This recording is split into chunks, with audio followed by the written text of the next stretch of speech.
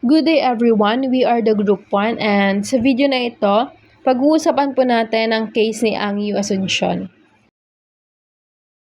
Historical context. This case occurred within the evolution of Philippine real estate law, specifically concerning rights like the right of first refusal, purchase option, and contract to sell.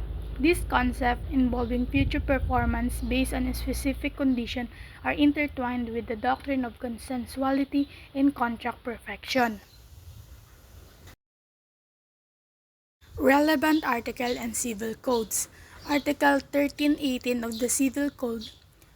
A contract is valid only if it has consent, a definite object, and a lawful cause.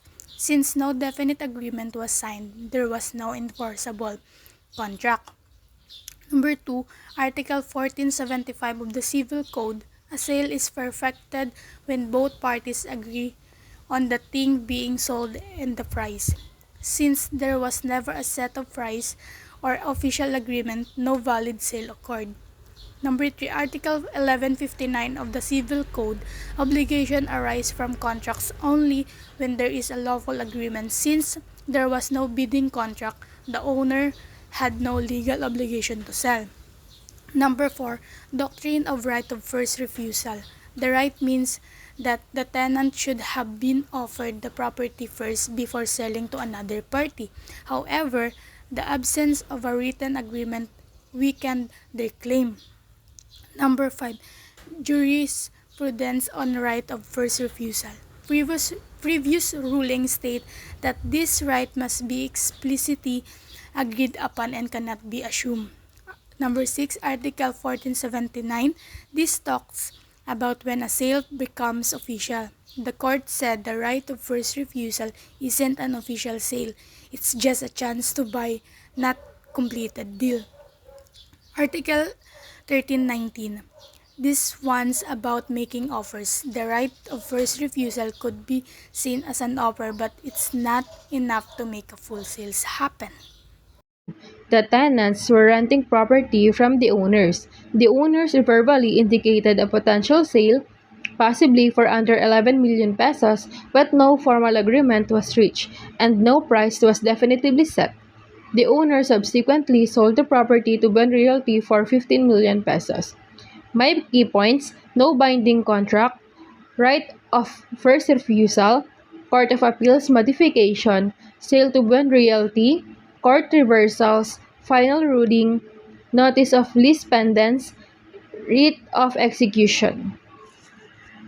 Facts: in civil case number 87 41058, petitioners Angyo Asuncion, Arthur Go, and Ki Xiong, among others, filed a complaint for a specific performance against Bobby Q. Yunjing, Rose Q. Yunjing, and Usetan before the RTC in Manila, seeking to compel the defendants to sell a property in Binondo, Manila, which petitions have been leasing since 1935.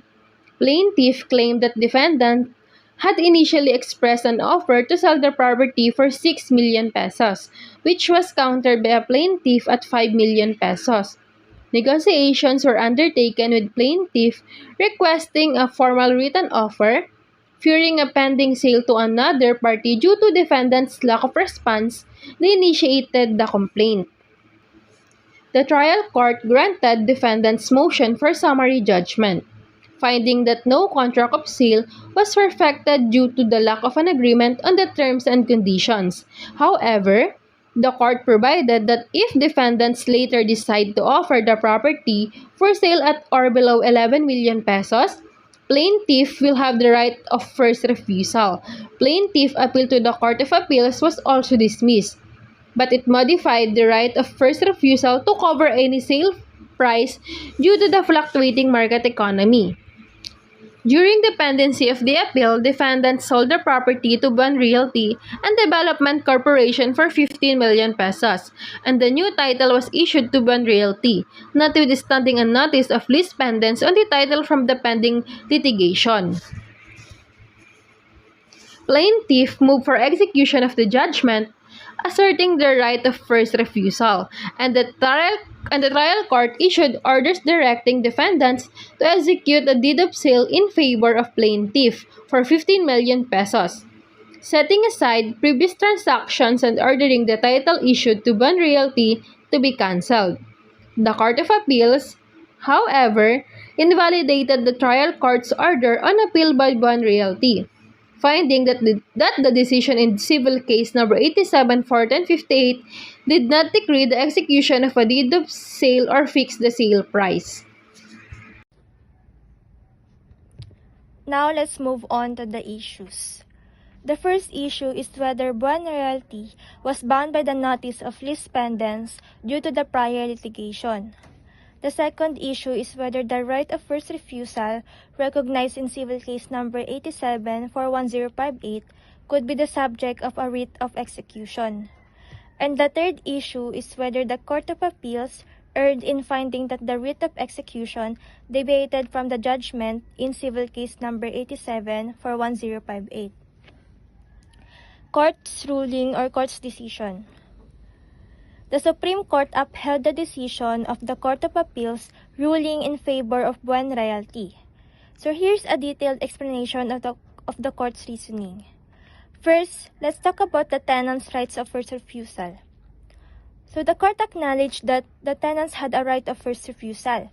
This means that if the property owners decided to sell, the tenants would have the first opportunity to purchase it. However, this right did not automatically result in a perfected sale. Next, we will discuss why there was no perfected contract. So according to Article 1318, a contract is valid and binding if it includes the following: consent of the contracting parties, an object certain which is the subject matter of the contract, and a cause of the obligation which is established. So in this case, there was no written agreement specifying the price and other essential terms. As a result, no valid contract was formed. Without these essential elements, the right of first refusal did not obligate the owners to sell the property to the tenants. So finally, let's talk about Buwan Realty as a third party. The court found that Buwan Realty, being a third party, was not bound by the previous litigation. The notice of lease pendants did not apply to Buwan Realty because there was no perfected contract that required Buwan Realty to honor tenants' right of first refusal. Let's move on to the rationale. This case highlights the critical importance of a written contract in real estate transactions. It demonstrates the legal principle that verbal agreements, while potentially expressing intent, do not constitute a legally binding contract for the sale of real property, particularly when key elements like the price are missing. The case serves as a cautionary tale about the risks of relying on verbal agreements and emphasizes the necessity of formalizing real estate transactions in writing to protect the interests of all parties involved.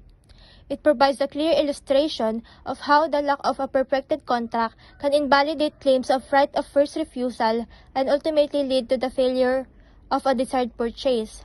This case is valuable for studying contract law, particularly concerning the requisites of a valid sale and the limitations of the right of first refusal in the absence of a perfected agreement. Why did the tenants pursue a legal case with a low chance of winning? The tenants believed they had the right of first refusal, meaning they should have been given the first chance to buy the property, and felt unfairly treated when the property was sold to someone else. Even without a formal contract, they felt it was unjust and hoped the court would agree and force the sale to them. Although they lost, their actions showed they wanted to protect what they saw as their right to buy the property and maybe also hope for a settlement. The tenants pursued the case because they believed they had been unfairly denied the right to buy the property and hoped the court would side with them.